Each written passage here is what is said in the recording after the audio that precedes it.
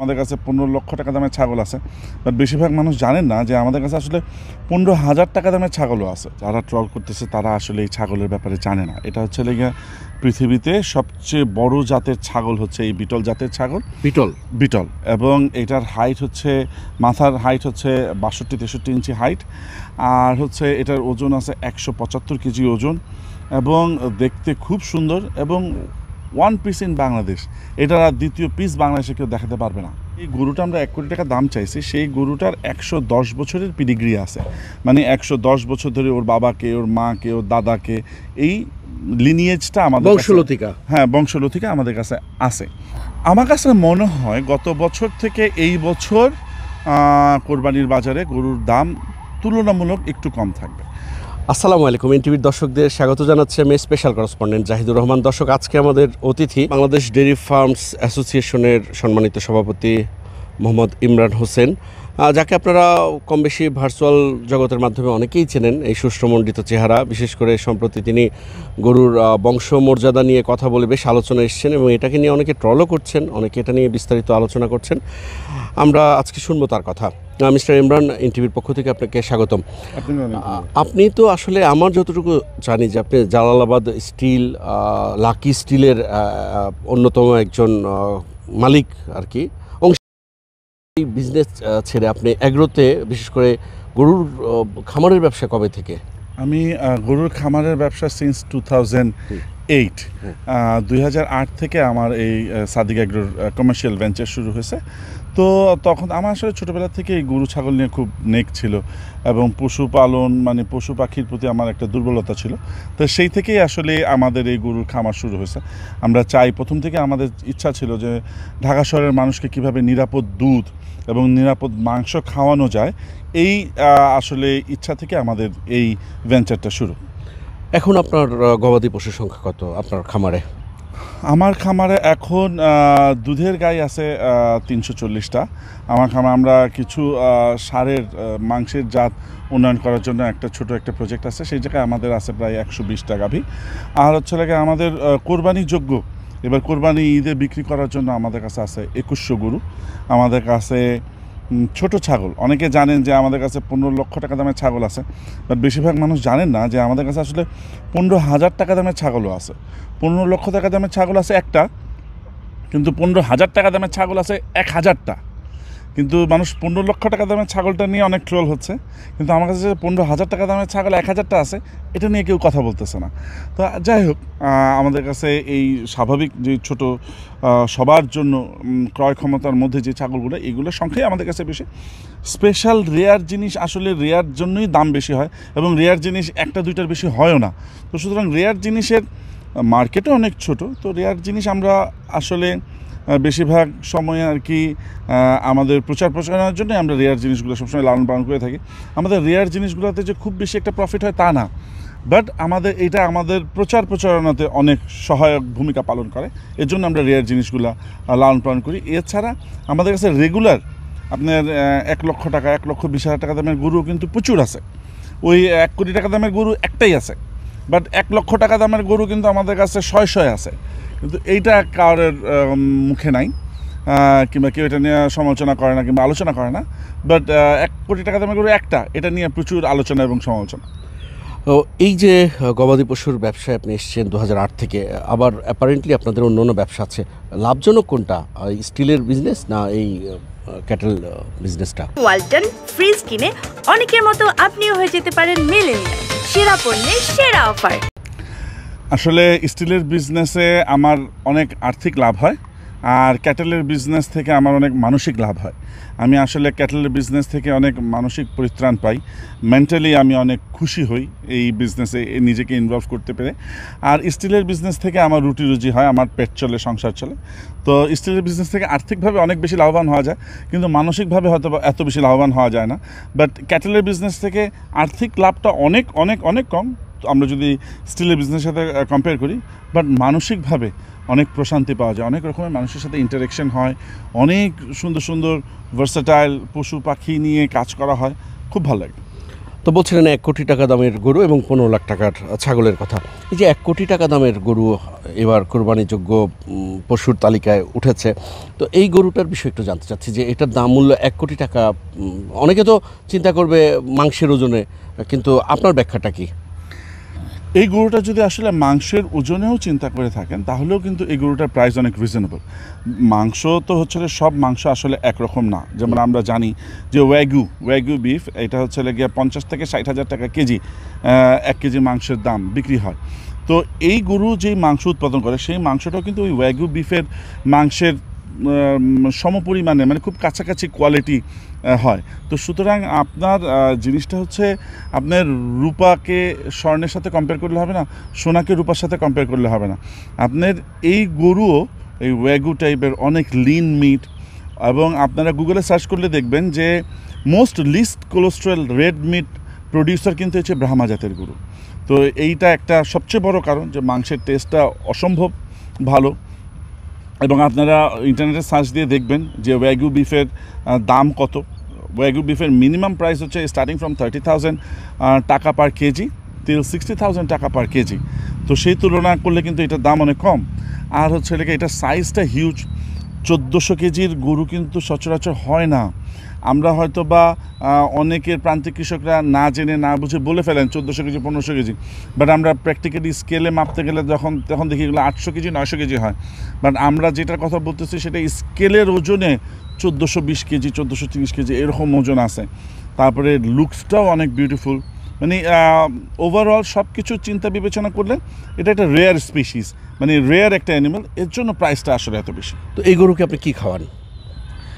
এই গরুকে আমরা বেসিক্যালি আমাদের দেশি গরুকে যা খাওয়াই এই গরুকে আমরা তাই খাওয়াই।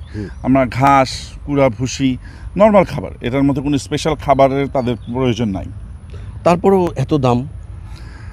রেয়ার, আমাদের কিনে আনতে হয়েছে অনেক বেশি দিয়ে, আমাদের সোনা কিনতে হয়েছে সোনার দাম দিয়ে, আমরা রূপা কিনি রূপার দাম দিয়ে, এটাই কথা। তো এই 1 কোটি টাকা দামের গরুটার মূল্য এ পর্যন্ত কত উঠেছে? 1 কোটি টাকা দামের গরুটা বিক্রি হয়ে গেছে। কততে? এইটা আসলে যিনি কিনছেন উনি আসলে বলতে না করছেন। আমরা তার পরিচয় জানতে চাচ্ছি না। এই গরুটা বিক্রি হয়েছে 90 লক্ষ টাকা। তো এটাই বোধহয় আপনার এ যাবৎকালের সর্বোচ্চ বিক্রিত মূল্য? জি, আমার সাদেক এগ্রো শুরু থেকে নিয়ে আজ পর্যন্ত এইটাই সর্বোচ্চ বিক্রিত মূল্য। আর 15 লাখ টাকার ছাগল, সেটা কি বিক্রিত? সেটাও বিক্রি হয়ে গেছে। কত বিক্রি করলেন? 12 লক্ষ টাকা। এইটার বৈশিষ্ট্যটা কি? এটা নিয়ে তো বেশি ট্রল হচ্ছে।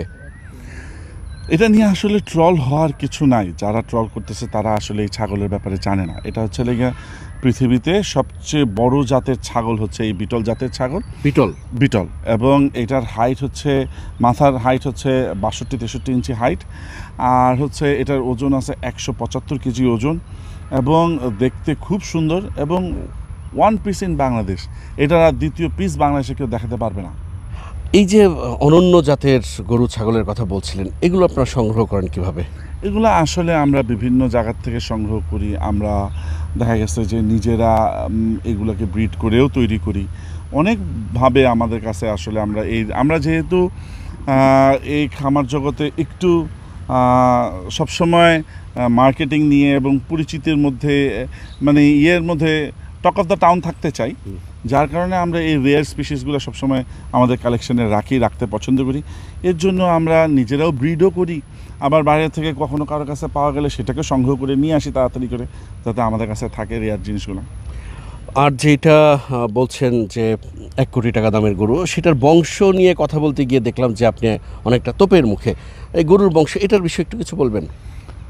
আসলে এই যে আমি বললাম যে 30,000 টাকা 1 কেজি মাংসের দাম থেকে 60,000 টাকা 1 কেজি মাংসের দাম, এটা যদি ওই পার্টিকুলার ওই জাতের না হয় তাহলে তো আর এত দাম হবে না। এখন জাতের হইলেও 60,000 টাকা হবে না, 30,000 টাকা হবে। আর ওই জাতের মধ্যে যদি বংশমর্যাদা থাকে তখন সেটা 60,000 টাকা হবে।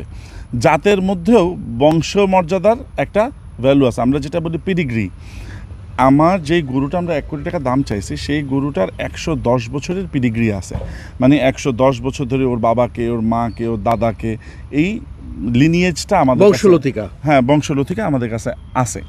এবং এটার জন্যই যে ওর বাবার ফ্যামিলিতে কারা কারা ভালো মাংস উৎপাদন করছে, কে চ্যাম্পিয়ন হয়েছে, ওর দাদার ব্লাড লাইনে কয়জন চ্যাম্পিয়ন আছে, এই সব কারণ নিয়ে কিন্তু আসলে এদের দামটা নির্ধারণ করা হয়। তো অনেকে তো ভাবতে পারে যে আপনি গরু বেচেই আবার বিলিনিয়ার হয়ে যাবেন, তাদের ভাবনার বিষয়ে আপনি কি বলবেন? আসলে আমি বিলিয়নিয়ার হওয়ার জন্য এই সেক্টরে আসি নাই। I was born a billionaire. আমার বাবা যখন পাকিস্তান পিরিয়ডে বাংলাদেশে কোনো ব্যাংক থেকে এলসি ওপেন হতো না, তখন থেকে আমার বাবা ইম্পোর্ট ব্যবসার সাথে জড়িত। তখন করাচি যেয়ে এলসি ওপেন করতে হতো। তো ওই সময় থেকেই আমার বাবা ইম্পোর্ট বেসড হোলসেলের সাথে জড়িত। আমরা লোহার ব্যবসায় আছি বিগত 55 বছর ধরে। লোহার ব্যবসায় মোটামুটি সবাই, লোহার ব্যবসা যারা করে তারা সবাই জালালাবাদ স্টিল কিংবা লাকি স্টিলকে চিনে। তো এই জায়গায়, এই জগতে হয়তোবা অনেকে আমার ব্যাকগ্রাউন্ড জানে না, এর জন্য হয়তোবা এগুলো মনে করতে পারে, বাট আসলে নতুন করে বিলিয়নিয়ার হওয়ার কিছু নাই। সাদিক অ্যাগ্রোর বিষয়ে আছি, এটা কার নামে করা? Sadiq agro is a Arabic word meaning friends. আমরা দুই বন্ধু, আমার খুব ছোটোবেলায় আমরা দুই বন্ধু, we are friends since play group. আমরা দুই বন্ধু মিলে এই খামারটা শুরু করছি। এর জন্য আমরা এটার নাম, আমরা প্রথমে ইংলিশ নাম দিয়ে দিয়েছিলাম ফ্রেন্ডস অ্যাগ্রো। পরে ও বললো যে না, আমরা অ্যারাবিক নেম দিই, সাদিক অ্যাগ্রো। তো তার থেকেই সাদিক অ্যাগ্রো। আপনার অ্যাগ্রো ফার্ম থেকে দুধ সংগ্রহ করতে হলে লিটারে কত টাকা গুনতে হয়? 110 টাকা লিটার। সেটা মনে হয় না যে বাজার মূল্যের চেয়ে বেশি? না, বাজার মূল্য তো বেশি না। তো কারণ আপনারা যে বাজারে যে প্যাকেটজাত প্রসেস মিল্ক পাওয়া যায়, সেটা তো আসলে সম্পূর্ণ নুনিযুক্ত না। আর আমাদেরটা তো 100% ফুল ক্রিমড মিল্ক। আমরা তো ক্রিম সরাই না কিংবা প্রসেস করি না। আর বেশিরভাগ প্যাকেটজাত দুধে কিন্তু ইদানিং আবার পাউডার গুলায়ে তারা প্যাকেট করে বিক্রি করতেছে। তো আসলে ওই যে ব্যাপারগুলো আছে, আমাদের খামারে গ্রাহকরা আসে এবং তাদের সামনে দোয়ানো হয়, তারা দোয়ানো দেখে সরাসরি নিয়ে যায়। এই জায়গায় হয়েছে কি, আমাদের একটু প্রোডাকশন কস্টটা বেশি, বিকজ একদম শহরের ভিতরে আমাদের খামার। এর জন্য আমাদের ইলেকট্রিক বিল অনেক বেশি, আমাদের পানির বিল দিতে হয়, আমাদের ঘাস কিনে আনতে হয়, অনেক দূরের থেকে ট্রান্সপোর্টেশন কস্ট যায়। যার কারণে আমাদের ঢাকা শহরের ভিতরে যেহেতু, ঢাকা মেট্রোপলিটন সিটির ভিতরে যেহেতু, এর জন্য আমাদের প্রোডাকশন কস্টটা একটু হাই। এর জন্য আমাদের দামটা বেশি বিক্রি। বাট আপনারা যারা ওই যে প্যাকেটজাত প্রসেসড মিল্ক খান, ওটার সাথে এটার কোনো তুলনা হয় না কখনো। আর মাংসের কেজি? মাংসের কেজিটা আমরা একদম বাজারের মতন করেই রাখছি। আমরা অনলাইনে মাংস সেল করি 750 টাকা কেজি। সারা রোজার মাস আমরা প্রত্যেক দিন ভ্রাম্যমাণ বিক্রয় কেন্দ্রের মাধ্যমে, মৎস্য প্রাণী সম্পদ মন্ত্রণালয়ের উদ্যোগে ভ্রাম্যমাণ বিক্রয় কেন্দ্রের মাধ্যমে আমরা প্রত্যেক দিন 7,500 থেকে 8,000 কেজি মাংস বিক্রি করছি 600 টাকা কেজিতে, সারা রোজার মাস ব্যাপী। আপনার সম্পর্কে জানতে চাই, আপনার বেড়ে ওঠা, শৈশব, কৈশোর, পড়াশোনা। আমার জন্ম কলাবাগানে। আমার 10 ভাই বোন। আমরা 10 ভাই বোনের মধ্যে আমি 9 নাম্বার। আমার দেশের বাড়ি সিলেট, আমার নানা বাড়িও সিলেট, আমার দাদা বাড়িও সিলেট। আর আমি ও লেভেল করছি মেপল লিফ ইন্টারন্যাশনাল স্কুল থেকে in the year 1995. I completed my A levels in 1997 and I completed my graduation from IUB in the year 2002. তারপরে বিয়ে? আমি 2008 সালে বিয়ে করছি। আমার একটা মেয়ে, 3টা ছেলের বাবা আমি। ভাবির বাড়ি কোথায়? সিলেট? না, ভাবি হচ্ছে লেগে টিপিক্যাল ঢাকাইয়া। আচ্ছা, অনেকে বলে যে ঢাকা সিলেটের সাথে নাকি খুব মানে সম্পর্ক, জুৎসই বন্ধনটা একটু কঠিন। আপনার কাছে কি মনে হয়? এটা আমার কাছে তো এটার সচক্ষু মানে প্রমাণ আছে। আমি তো এটা এখন না মানলে হবে না, সংসার চলবে না। সাদিক অ্যাগ্রো নিয়ে আপনার ভবিষ্যৎ পরিকল্পনা কি? বাংলাদেশে বাচ্চারা আসলে দুধ খেতে চায় না, সরাসরি দুধ খেতে চায় না, বাট দুধের পুষ্টিগুণ তাদের প্রয়োজন। যার কারণে আমরা চাচ্ছি বাংলাদেশে ভালো মানের চকলেট উৎপাদন হয় না। আমরা চাচ্ছি ভালো গরুর দুধ দিয়ে ভালো মানের যদি চকলেট তৈরি করা যায় এবং এটা যদি বাচ্চাদেরকে খাওয়ানো যায়, তাহলে তাদের শখটাও মিটলো, ভালো মানের চকলেটও খেলো, আবার দুধের গুণাগুণটাও তারা পেয়ে গেল। তো আমার কাছে মনে হয় এটা আমাদের খুব বেশি দরকার।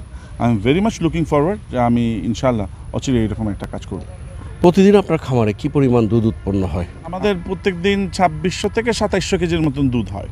এর বড় ক্রেতা কারা? কোনো মিষ্টান্ন ভান্ডারের মালিকরা না আমরা সাধারণ তো ক্রেতা? নিজেরাই মিষ্টি প্রডিউস করি, যেহেতু এর জন্য আমরা কোনো মিষ্টান্ন ভান্ডারের দোকানদারের কাছে আমরা দুধ বিক্রি করতে হয় না।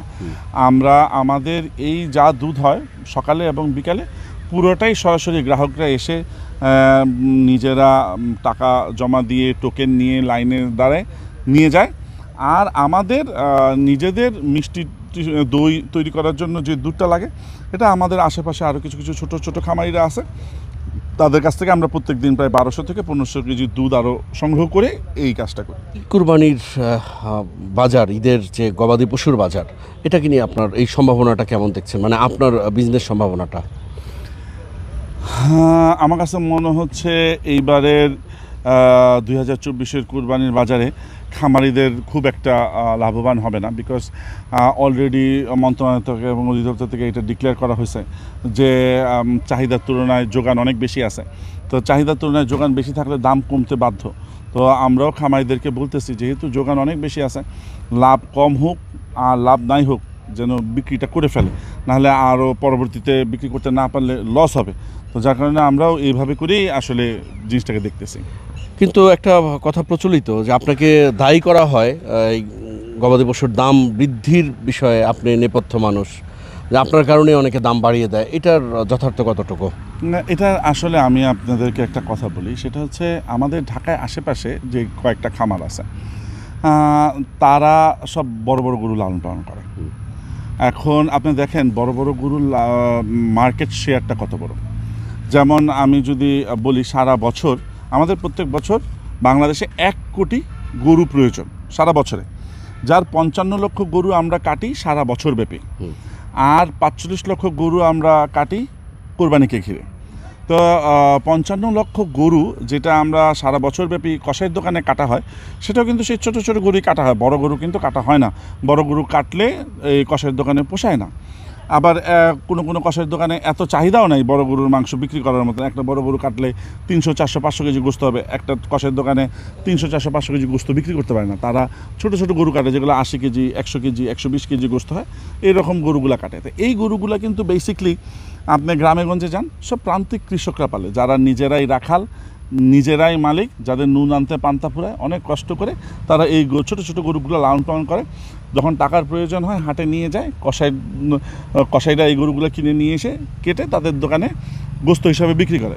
আবার আমাদের কোরবানির চাহিদাও যদি দেখেন, কোরবানির ঈদেও কিন্তু চাহিদা 95% চাহিদা কিন্তু এইসব ছোটো গরু, যেগুলা 1 লক্ষ কিংবা 1,20,000 টাকার নিচে বিক্রয় মূল্য, 1 লক্ষ কিংবা 1,20,000 টাকার নিচে। এই গরুগুলোও কিন্তু বেসিক্যালি লালন পালন করে আমাদের প্রান্তিক কৃষকরা। সুতরাং আমরা সারা বছরের মার্কেট যদি কম্পেয়ার করি, দেখা গেছে যে 97.5% যে গরু আমাদের চাহিদা, সেইটা উৎপাদক হচ্ছে প্রান্তিক কৃষক। আর আমরা যদি ঢাকা শহরের আশেপাশের খামারিরা কিংবা বাংলাদেশের বিভিন্ন অঞ্চলের খামারিরা, আমরা যে গরুটা উৎপাদন করি বড় বড় গরুগুলা, এগুলার ডিমান্ডই হচ্ছে 2.5%। তো 2.5% উৎপাদক কি 97.5%-এর মার্কেট কন্ট্রোল করতে পারবে কিংবা সিন্ডিকেট করতে পারবে? এটা আসলে মানুষের জানার ভুল, ধারণা ভুল, এছাড়া কিছু না। ব্রাহ্মার কথা বলছেন, সরকার তো ব্রাহ্মার উৎপাদন নিষিদ্ধ করেছে, আপনি কেন ব্রাহ্মা উৎপাদন করছেন? সরকার আসলে ব্রাহ্মা নিষিদ্ধ করছে এটা কোথাও লেখা নাই, কোনো গ্যাজেট নাই কিংবা প্রজ্ঞাপন নাই। এটা যদি কোনো গ্যাজেট কিংবা প্রজ্ঞাপন থাকে, তাহলে আমরা অবশ্যই এটাকে প্রতিপালন করতে বাধ্য হব। এই জায়গায় সরকারের একটা কুচক্রী মহল আছে, যারা চায় না আসলে আমাদের দেশ আগায় যাক, যারা চায় না যে আমাদের দেশের কৃষকরা লাভবান হোক, তারা আসলে এইটার বিরোধিতা করতেছে। তবে ইনশাল্লাহ আমরা অচিরেই জয় হব। কিন্তু আপনার তো একটা লট আটকে দিয়েছে কাস্টমস, মিথ্যা ঘোষণা দিয়ে গরু আনার ক্ষেত্রে ব্রাহ্মা এনেছিলেন এবং সেটা তো সরকার আটক করে রেখেছে, সেই ক্ষেত্রে আপনার বক্তব্য কী?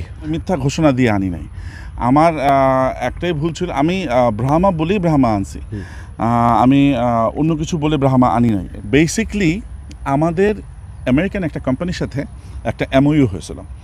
মিডল ইস্টে হিউজ মাংসের ডিমান্ড, বাট মিডল ইস্টে মাংস উৎপাদন হয় না। মিডল ইস্ট অস্ট্রেলিয়া থেকে কিংবা ব্রাজিল থেকে মাংস নেয়, কিন্তু মিডল ইস্ট আসলে নন মুসলিম কান্ট্রি থেকে মাংস নিয়ে তারা কমফোর্টেবল না, তারা আমাদের মতন মুসলিম কান্ট্রি থেকে মাংস নিতে চায়। তো আমেরিকান ওই কোম্পানিটা আসলে এই জিনিসটা আইডেন্টিফাই করতে পারছে এবং সে বলতেছে যে আমি কয়েকটা গরু পাঠাই তোমার বাংলাদেশে, তোমার বাংলাদেশের আবহাওয়ায় এবং বাংলাদেশে যে গোখাদ্য পাওয়া যায় সেটার সাথে এই গরুগুলো মানানসই কিনা এটা একটা R&D করার জন্য। তো R&D করার জন্য এই গরুগুলোই আমরা এইভাবে করি, আমরা অ্যাপ্লিকেশন করছিলাম মন্ত্রণালয় আমাদেরকে আশ্বস্ত করছিল পারমিশন দিবে, এবং যেদিন পারমিশন হওয়ার কথা রবিবার দিন, তার আগের বৃহস্পতিবার দিন DLO রফিক আমার কাছে ফোন করে 50 লক্ষ টাকা চালায়, সেটার অডিও রেকর্ডও আমার কাছে আছে, এবং ওইটার জন্য এই অডিও রেকর্ডটা শুনে উনি পানিশমেন্টও পাইছেন। তো কথা হয়েছে এর জন্য আমার পারমিশনটা দেয় নাই। ইন দ্য মিন টাইম ফ্লাইটের টাইম হয়ে গেছে, আমি বলছি আচ্ছা গরুগুলো পাঠাই দাও, আমাদের দেশের সংবিধানে আছে যদি আমরা DLS-এর NOC ছাড়া গরুগুলো নিয়ে আসি তাহলে স্পট ফাইন পেনাল্টি করে ছেড়ে দিবে। আমার গরু আসার 3 মাস আগে আরেকটা কোম্পানির গরু আসছিল এবং সেইটাও 35টা গরু আসছিল, তাকে 32 লক্ষ টাকা ফাইন পেনাল্টি করে ছেড়ে দিছে। তো আমার 18টা গরু আমি মনে করছিলাম 15 লক্ষ টাকা জরিমানা হবে কিংবা 20 লক্ষ টাকা জরিমানা হবে, ছেড়ে দিবে, তাহলে আমার অ্যাটলিস্ট ফ্লাইটের টাকাটা মার যাবে না। তো কিন্তু আসলে জিনিসটা হয় নাই।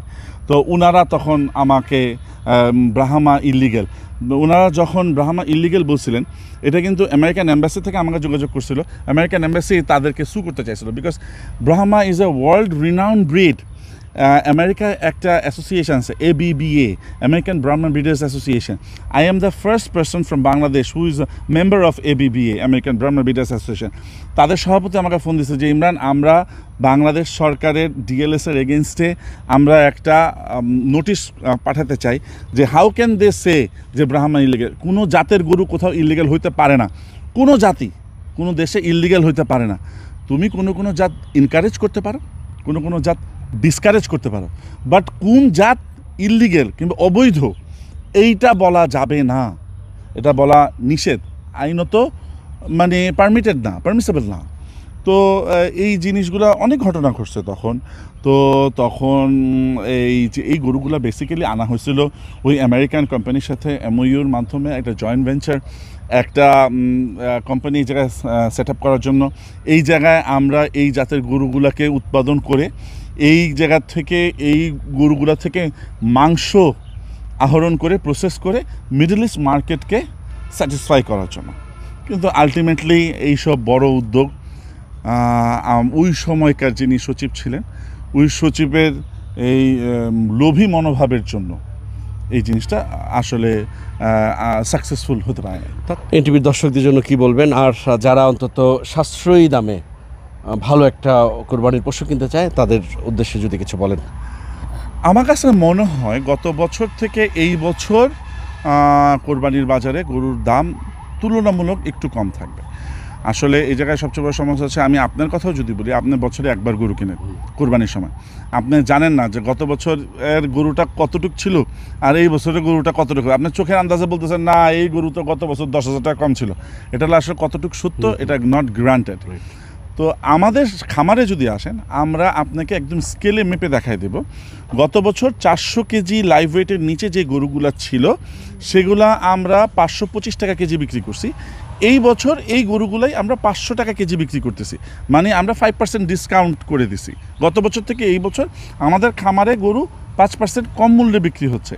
এটা হচ্ছে যেহেতু স্কেলের মাপে, আপনি গত বছর যদি বলেন হ্যাঁ আমি 320 কেজি ওজনের গরু এত দিয়ে কিনছিলাম, এইবার আসেন 320 কেজি ওজনের গরু আপনাকে 25 টাকা প্রতি কেজিতে কমায় রাখবো। এর জন্য আমি বলতে পারি ঢালাওভাবে যে এই বছর সারা বাংলাদেশে গত বছর থেকে একটু 5% কম দামে ইনশাল্লাহ মানুষ গরু কিনতে পারবে। দর্শক, এতক্ষণ কোরবানির পশুর নিয়ে অনেক কথাই শুনলেন। আমাদের সঙ্গে ছিলেন সাদিক অ্যাগ্রোর অন্যতম একজন অংশীদার মিস্টার ইমরান হোসেন। নিশ্চয়ই আগামীতে নতুন কোনো অতিথি নিয়ে হাজির হব আপনাদের সামনে। ততক্ষণ পর্যন্ত সবাই ভালো থাকবেন, সুস্থ থাকবেন, এনটিভির সঙ্গেই থাকবেন। আল্লাহ হাফেজ।